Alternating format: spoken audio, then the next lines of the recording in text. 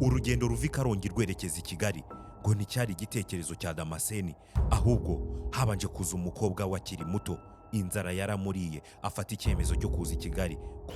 Julienne, ufite imyaka ingahe? Navutse muri 2000. Wavutse muri 2000. Ubwo ufite imyaka 26. Sibyo? Nibyo. Ndi kubona uhetse umwana. Ujya mu kazi uhetse umwana? Yego, kubera ko ari bwo buzima. Niko kazi kambeshejeho. Niko kazi kakubeshejeho. Ufite abana bangahe? 3. 3. Ufite umugabo? Oya, ntawe. Ntawe. Umuryango wawe, haba papa ndetse na musaza wawe, bavuga ko ari we wageze i Kigali bwa mbere. Yego. Warabanjirije. Byagenze gute kugira ngo uze i Kigali?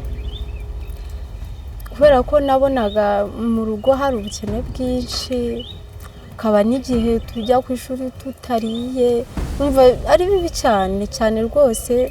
Mbona nyine mvuye mu ishuri kubera ubukene bwo mu rugo. Ubwo nanjye nahise mpitamo kwigira i Kigali, ko numvaga ko nyine ari bwo ubuzima buzahinduka.